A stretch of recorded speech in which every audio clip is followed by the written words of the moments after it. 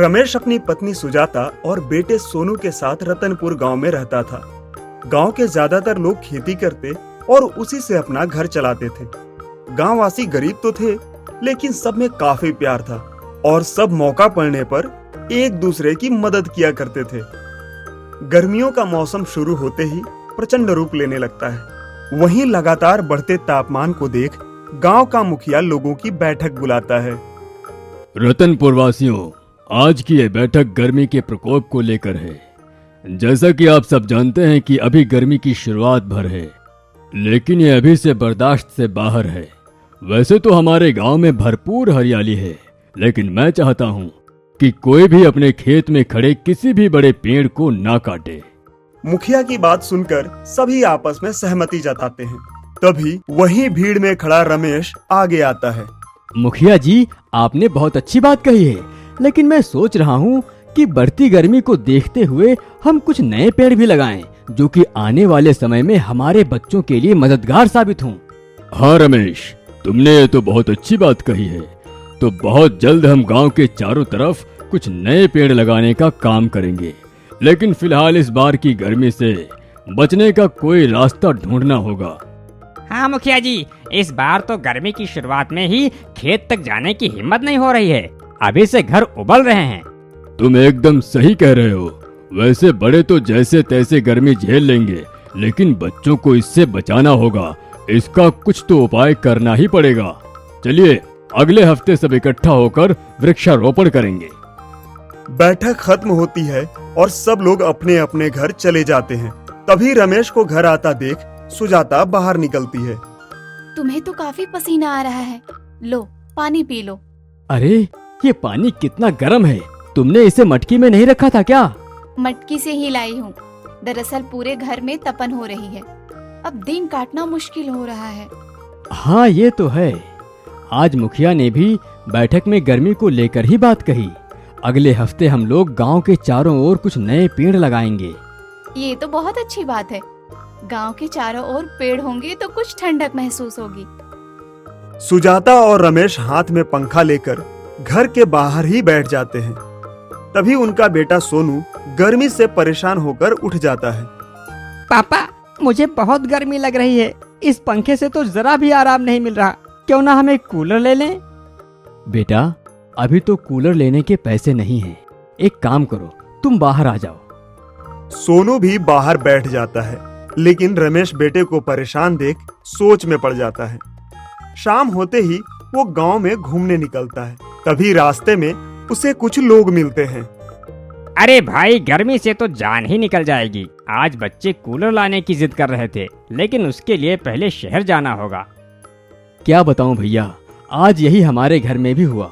Sonu cooler लाने के लिए बोल रहा था, लेकिन मेरे पास तो पैसे नहीं हैं। सब आपस में बातें करते हैं और घर को निकल जाते हैं।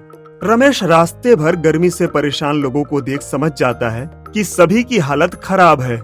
यही सोचते सोचते रमेश घर पहुंच जाता है। क्या हुआ? क्या सोच रहे हो? कुछ नहीं, बस गर्मी के बारे में ही सोच रहा हूँ। पता नहीं अभी इस गर्मी का पारा और कितना बढ़ना बाकी है। कुछ तो करना ही होगा। सुजाता रमेश की बात सुनते सुनते ही खाना लगा देती है और तीनों साथ में बैठकर खाना का मजा लेते हैं। खाने के बाद जैसे ही रमेश पानी पीता है, उसे वो काफी ठंडा लगता है। रमेश तुरंत सुजाता की मटकी को देखता है। सुजाता ने उस मटकी को ठंडा करने के लिए उसे गीली बोरी से ढक रखा था। अब रमेश के दिमाग में एक आइडिया आ जाता है। रमेश तुरंत एक बोरी लेता है और उसमें कुछ बड़े बड़े छेद करने लगता है। ये देखकर सुजाता को कुछ समझ नहीं आता है। क्या जी, ये बोरी क्यों खराब कर रहे हो? अरे अगर मेरा आइडिया काम कर गया तो पूरे गांव को गर्मी से राहत मिलेगी। तुम बस देखती जाओ। रमेश कुछ ही मिनटों में बोरी में छेद कर देता है और उसे पानी से गीला करता है।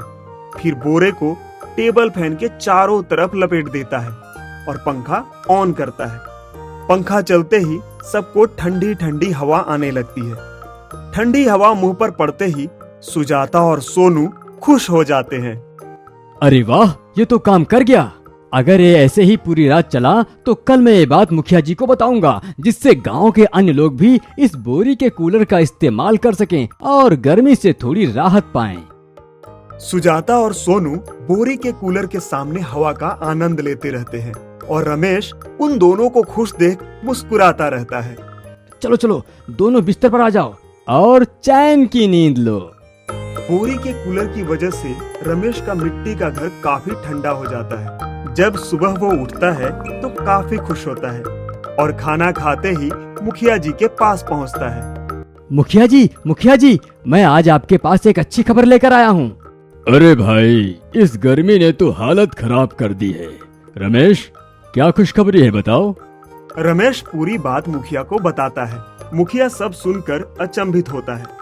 वो रमेश से उसके घर में बोरी का कूलर बनाने को कहता है। देखते ही देखते रमेश मुखिया के घर में टेबल फैन से कूलर तैयार कर देता है। मुखिया ठंडी हवा से बहुत खुश होता है। वो रमेश को इसकी शाबाशी देता है और शाम को गांव वालों की बैठक बुलाता है। रतनपुर वासियों, आज मैं आपके सामने एक बहुत बड़ी खुशखबरी लेकर आया हूँ, जिससे आपको इस भीषण गर्मी से निजात मिलने वाली है। मुखिया की बात सुनते ही सब उत्सुक हो जाते हैं। वहीं रमेश एक टेबल फैन और बोरी लेकर तैयार रहता है। मैं जिस बारे में बात कर रहा हूँ वो आपको रमेश करके दिखाएगा। मुखिया के कहते ही रमेश गांव वालों के सामने टेबल फैन से बोरी का कूलर बनाते हुए दिखाता है। वहीं गांव वाले रमेश के इस आविष्कार से काफी खुश होते हैं। सब रमेश को बधाई देते हैं और उसे अपने अपने घर बोरी का कूलर बनाने के लिए बुलाते हैं। कुछ ही समय में रतनपुर गांव के हर घर में बोरी का कूलर तैयार हो जाता है। अब पूरी गर्मी गांव वाले सुकून से काटते हैं और रमेश के बोरी के कूलर की चर्चा पास के गांव में भी होने लगती है।